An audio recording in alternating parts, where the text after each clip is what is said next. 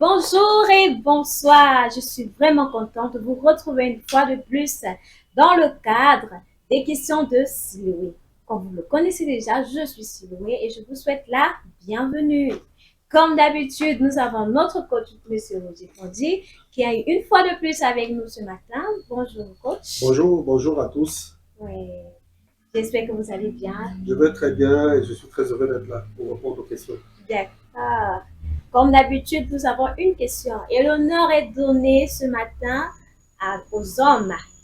Nous avons une question personnalisée venant de Christian depuis voilà, qui nous pose la question suivante. Comment acquérir les caractères d'un bon époux? Ah, coach, vous comprenez la question? Oui, très bien. Comment acquérir Ah, le caractère d'un bon époux? C'est une très bonne question. oui. Et j'apprécie Christian. Je crois que Christian? Christian, Voilà. euh, on va lui envoyer un de nos livrets, comment tailler le profil de son conjoint, D'accord. pour la qualité de sa question. C'est la récompense que nous te faisons. On Oui. fera tout pour que tu reçoives ce livre. Alors, Christian, la question m'intéresse pourquoi? La question m'intéresse parce qu'elle demande le souci de quelqu'un d'être bien, de Oui. bien faire. Oui. C'est-à-dire que ce n'est pas une question de quelqu'un qui revendique, mais plutôt quelqu'un qui veut apprendre, qui veut bien faire. Oui. Et rarement on trouve des hommes qui disent je veux apprendre à être un bon mari. Comme toi tu le fais, on te donne dans ce livret-là.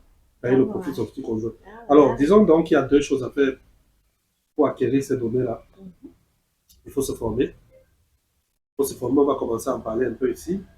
Et ensuite, il faut fréquenter des bons époux pour voir un peu au quotidien comment ils vivent leur relation conjugale.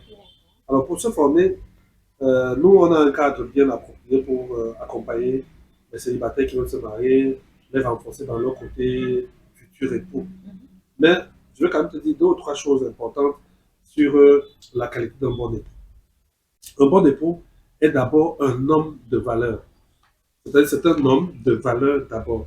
L'homme de valeur, ça veut dire qu'il a de la valeur, il sait évaluer, il connaît ses points faibles, ses points forts, il travaille ses points faibles, il développe ses points forts, il sait qu'il est un homme de valeur.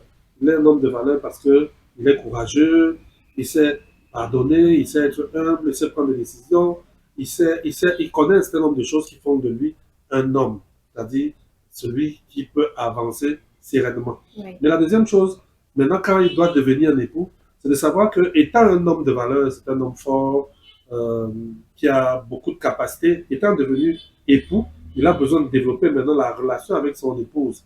La première chose qu'on attend d'un homme de valeur qui est marié, c'est qu'il aime sa femme. Et aimer sa femme est très complexe. Parce que aimer sa femme n'est pas seulement émotionnel et sentimental, c'est d'abord émotionnel et sentimental, mais ensuite de ça, la suite, c'est qu'il doit la promouvoir. Il doit travailler pour développer cette femme-là. Elle doit se sentir heureuse avec lui. Elle doit sentir que voilà quelqu'un qui travaille à ce que je sois heureux. Il doit rechercher son bonheur, rechercher son potentiel et l'aider à développer ce potentiel-là. C'est-à-dire que si elle est par exemple couturière, il va tout faire pour qu'elle soit l'une des meilleures couturières de sa génération, de sa ville ou de son quartier.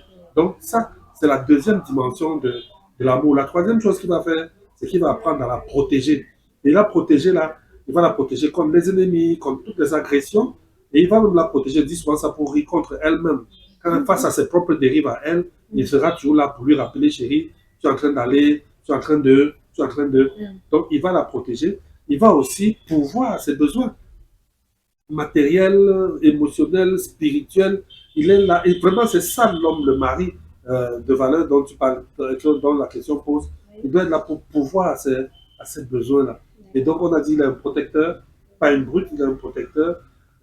Et voilà, il va accepter de mourir pour sa famille, pour sa femme, dans ce sens que il va parfois se priver de certaines choses parce que le fruit de cette privation-là, ça peut être l'argent qu'il a économisé, peut servir à aider les autres. Aider les autres, c'est qui? C'est sa femme, sont ses enfants. Il va accepter de marcher à pied parce qu'il veut garder assez d'argent pour payer le taxi à sa femme qui va aller à son travail. Voilà un peu globalement ce qu'on va enseigner si tu viens à notre formation pour que tu deviennes un époux de valeur.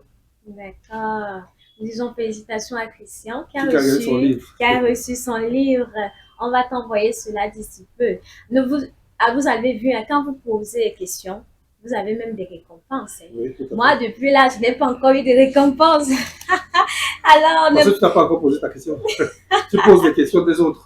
oui, je pose seulement vos questions. Oui. Peut-être quand je vais poser la mienne, j'aurai une récompense. Tout à Je vais fait. vous montrer ma récompense, ne vous inquiétez pas. Tout à fait. Alors, vous voyez, vous avez vu, soyez encouragés, envoyez vos questions, envoyez vos commentaires au numéro qui va s'afficher là sur l'écran et partagez, likez surtout au maximum. C'était Siloé et M. Roger Fondi dans le cadre des questions de Siloé. Je vous dis au revoir et que Dieu vous bénisse. Bye.